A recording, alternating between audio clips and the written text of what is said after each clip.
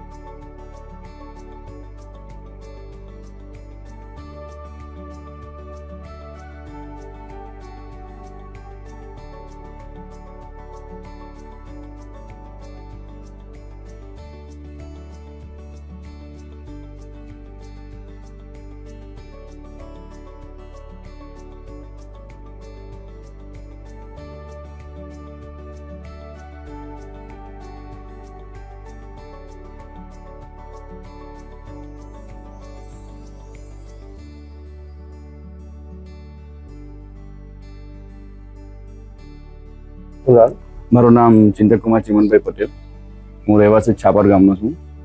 અમારા ગામમાં આટલી વિકટ પરિસ્થિતિ છે કે હજુ સુધી કોઈ મતલબ જે રાજનીતિક જે કોઈ કાર્યકર્તા છે ને એ જોવાય નથી આવ્યા અમારા છાપર ગામમાં।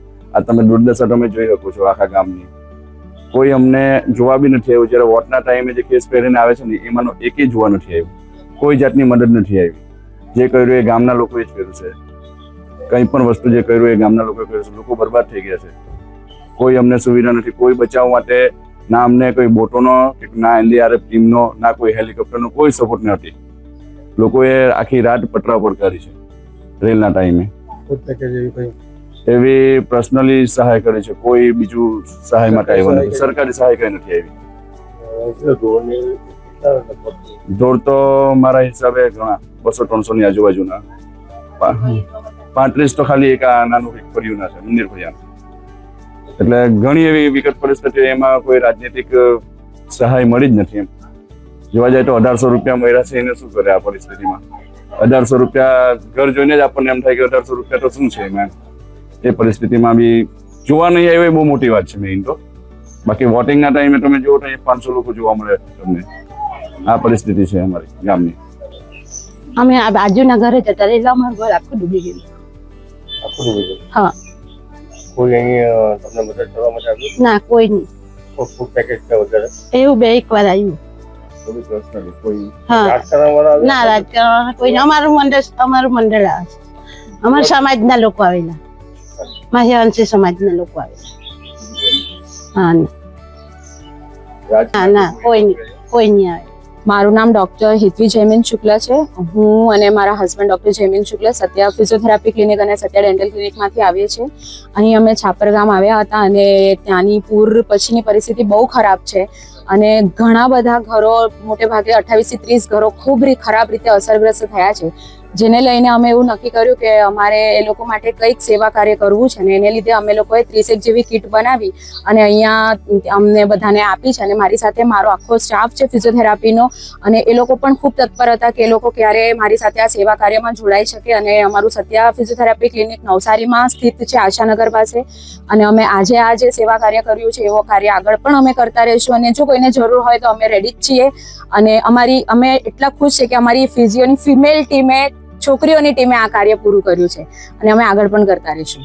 કીટમાં કિલો ઘઉંનો લોટ છે, ચોખા છે, જુવાર છે, મગની દાળ, તુવેર દાળ છે, પછી હળદર, મરચું, ધાણા જીરું છે, ખાંડ, મીઠું, તેલ, ચા, અને તમારી દાંતને લગતી બધી કીટ છે, નાવાના ધોવાના, કપડાં ધોવાના સાબુ છે, ચાદર છે, નેપકિન છે, ઘર વખરીને લગતું બધી જ વસ્તુ અમે એડ કરી દીધી છે. Report NEC news, Navsari.